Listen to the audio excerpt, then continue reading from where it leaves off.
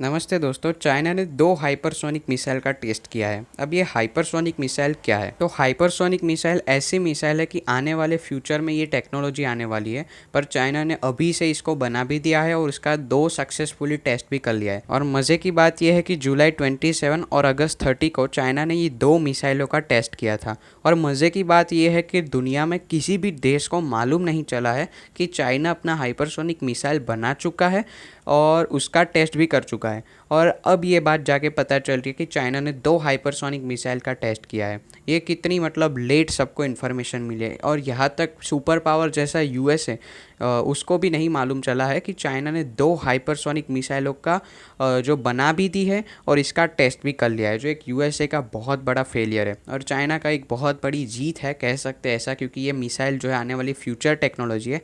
अब ये exactly missile होती क्या है? हाइपरसोनिक मिसाइल जो है आज तक दुनिया में कोई नहीं बना पाया, ये फ्यूचर टेक्नोलॉजी है।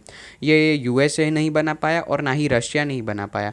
ये टेक्नोलॉजी है काफ़ी एडवांस होती है। इसमें क्या है ना कि ऑर्बिट में जो है मिसाइल को छोड़ा जाता है और ये मिसाइल पूरी पृथ्वी का राउंड मारती है और फिर अपने टारगेटेड एरिया पे हिट करती है। ये मिसाइल की एक खास बात होती है। और ये जो मिसाइल होती है ये किसी भी डिफेंसिव टेक्निक से इसको ट्रेस नहीं किया जा सकता। आपके पास कितना भी कड़ा डिफेंस सिस्टम क्यों ना हो, आप इसको ट्रेस नहीं कर पाएंगे और ये जो जगह पे है वहाँ पे हिट कर लेगी। पर इसमें थोड़ा सा फेलियर चाइना को मिला है। वो फेलियर ये है कि चाइना को जो है उसने एग्जैक्ट जो है 100% बोल सकते हैं कि टेस्ट कर लिया, ऐसा नहीं मान सकते, क्योंकि जो मिसाइल जहाँ पे गिरी है वो उससे 30 से 40 किलोमीटर दूर गिरे, उसके टारगेटेड जगह से 30 से 40 किलोमीटर दूर गिरी है। पर मेरे ख्याल से पूरी पृथ्वी के हिसाब से ये जो टारगेट से थोड़ी सी चूक हुई है, ये काफ़ी कम है, माइनर है। बोल सकता हूँ मैं कि 95% जो है उसने अपना प्लान एग्जीक्यूट कर लिया है, जो यूएसए के लिए काफ़ी बड़ा एक चिंता का विषय है, क्योंकि China of course going to a super power. अब ये क्या है ना कि यूएसए के जो बाइडन है उन्होंने वेडनेसडे को बताया था कि चाइना ने हाइपरसोनिक मिसाइल जो है वो इस्तेमाल की है और उसका टेस्ट किया है, और जो है बीजिंग में उसका टेस्ट एग्जीक्यूट किया गया। ये न्यूक्लियर कैपेबल जो है ये हाइपरसोनिक मिसाइल होती है। अब ये हाइपरसोनिक मिसाइल जो काफ़ी खतरनाक होती है। ये एक एडवांस, बहुत ही एडवांस टेक्नोलॉजी है जो यूएसए के पास भी नहीं है। अब ये क्या है ना कि यूएसए को ये बात जब पता चलती है ना तो वहाँ पे काफ़ी ज़्यादा पैनिक मच जाता है। वहाँ की मीडिया, वहाँ की सरकार काफ़ी ज़्यादा पैनिक में, पता भी नहीं चल रहा, अब जाके पता चल रहा है कि चाइना ने ये जो मिसाइल का टेस्ट है वो एग्जीक्यूट भी कर लिया है।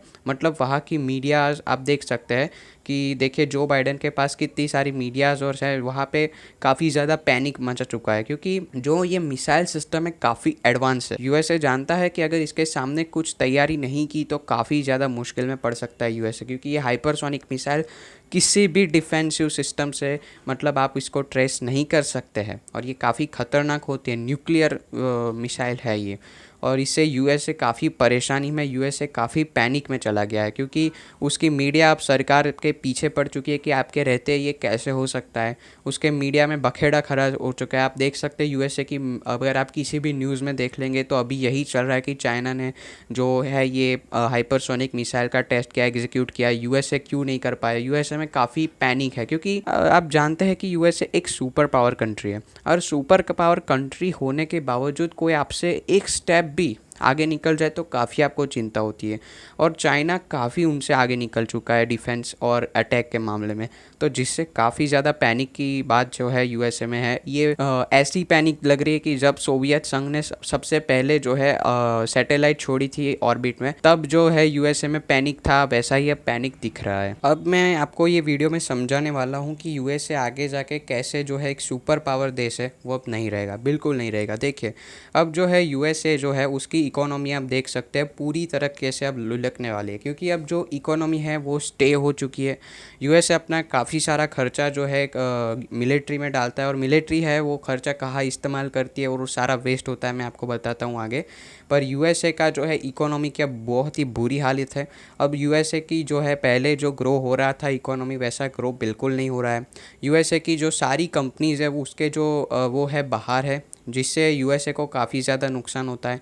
अब यूएसए की इकोनॉमी दिन पर दिन जो है घटती जा रही है, और चाइना की इकोनॉमी कितनी स्पीड से बढ़ती है ये किसी से भी छुपा नहीं है। चाइना की जो इकोनॉमी है काफ़ी स्पीड से जो है आगे बढ़ रही है। डिपेंडेंसी ये है कि यूएसए की जो है काफ़ी सारी चीज़ें, जैसे कि इंडिया में भी काफ़ी सारी चीज़ें चाइना से आती है, वैसे ही यूएसए के भी काफ़ी सारे इवन डिफेंस इक्विपमेंट भी अब जो है कई सारे वो चाइना से आते हैं। रॉ मटेरियल है वो चाइना पे डिपेंडेड है, तो यूएसए कई हद तक जो है चाइना पे डिपेंडेड है। अगर माने आगे जाके देखेंगे तो ये देखिए 2050 तक चाइना काफ़ी ज़्यादा आगे निकल जाएगा, और ये जो है 2020 या 25 के आसपास अप्रॉक्सी मैं बोल सकता हूँ कि चाइना की इकोनॉमी यूएसए को पछाड़ देगी, काफ़ी आगे निकल जाएगी।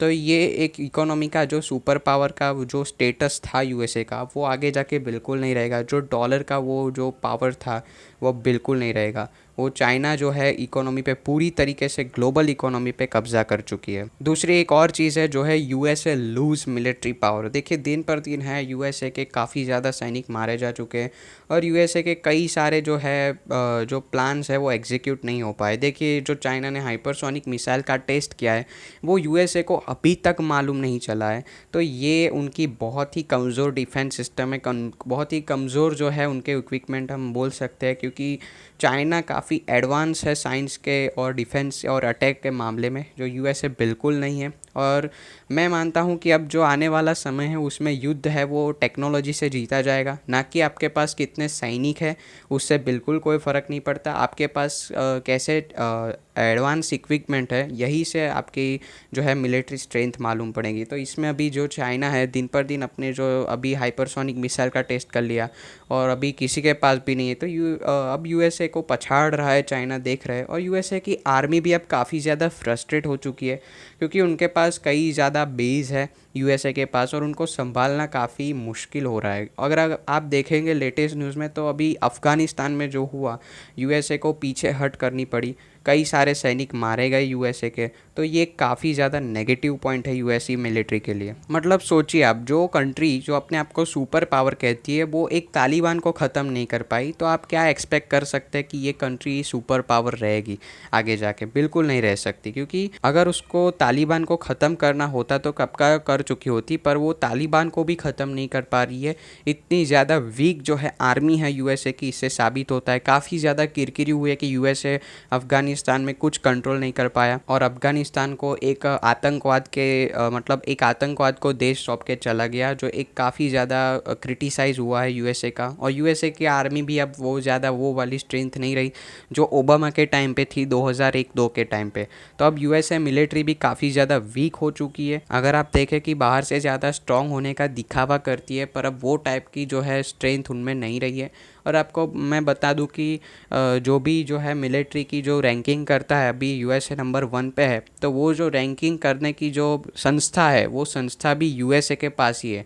मतलब आप समझ रहे हो कि अगर चाइना ज़्यादा उनकी मिलिट्री पावर है, उनके पास टेक्नोलॉजी है, फिर भी यूएसए नहीं दिखाएगा, क्योंकि उनको जो है वो सुपर पावर का जो खिताब है, जो ताज है, वो उनके पास से चला जाएगा। एक और मैं चीज़ आपको जो बताना चाहूँगा वो है लोकल पीपल नॉट ट्रस्ट। अगर आप देखेंगे कि दिन पर दिन जो है लोकल पीपल जो है अब यूएसए पे ट्रस्ट नहीं करते। इवन यूएसए के अंदर के इंसान जो है, ये जो अंदर के यूएसए के सिटीज़न है, वो अब यूएसए पे ट्रस्ट नहीं करते, यूएसए गवर्नमेंट पे ट्रस्ट नहीं करते। अगर आप देखोगे कि भारत जो है आज $100 बिलियन मतलब 100 बिलियन डॉलर का जो है उसका वैक्सीनेशन का प्रोग्राम ख़त्म होने वाला है, और भारत ने लगभग कुछ 90% जितना वैक्सीनेशन कंप्लीट कर चुका है, पर यूएसए अभी तक सिर्फ 54% पे ही अटका हुआ है। मतलब देखिए उसका वैक्सीनेशन प्रोसेस कितना स्लो है।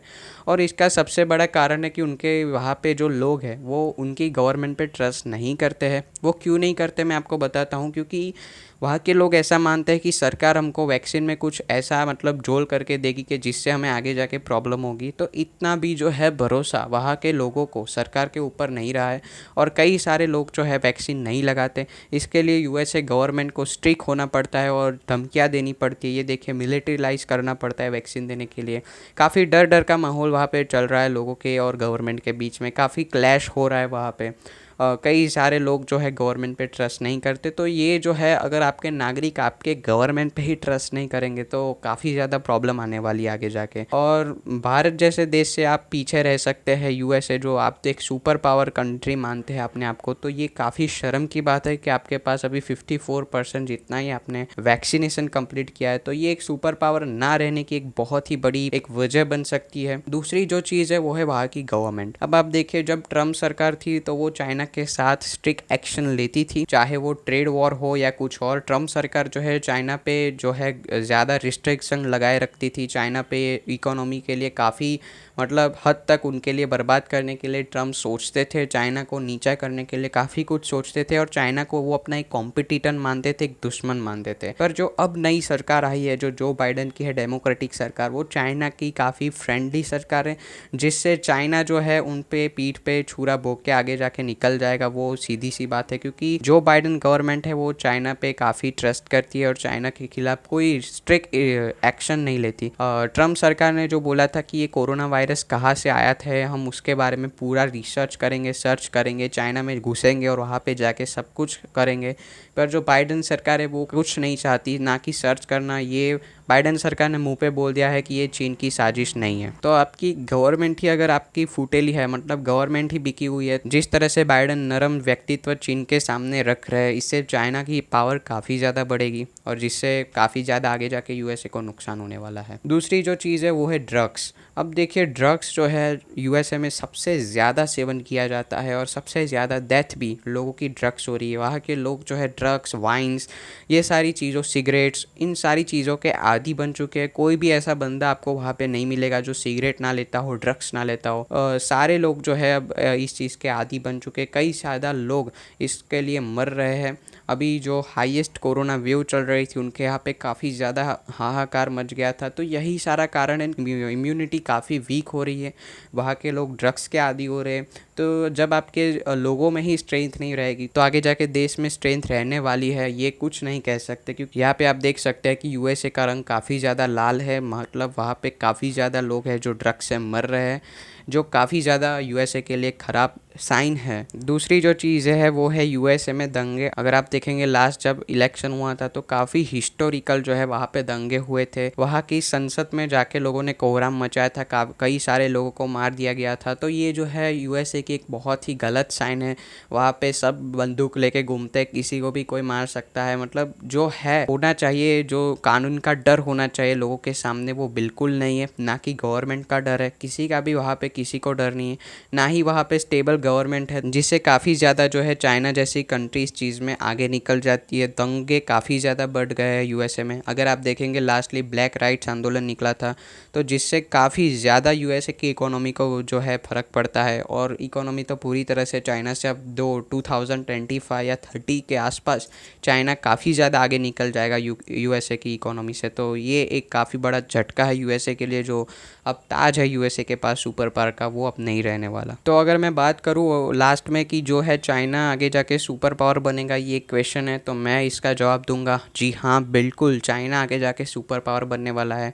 और चाइना किसे सपोर्ट करता है और क्या होने वाला है, इसके लिए भारत को अब सोचना चाहिए। भारत को एक स्ट्रिक्ट एक्शन लेना चाहिए, या फिर भारत को यूएसए के साथ मिलकर कुछ सोचना चाहिए कि चाइना को कैसे बीट किया जाए। क्योंकि आगे जाके जो है डिफेंस में सिस्टम जो है चाइना की काफ़ी ज़्यादा है आगे। न्यूक्लियर जो है वॉर होगा उसमें भी चाइना काफ़ी ज़्यादा आगे है। इकोनॉमिकल पावर में, इकोनॉमिकल स्टेबिलिटी में चाइना काफ़ी ज़्यादा आगे है।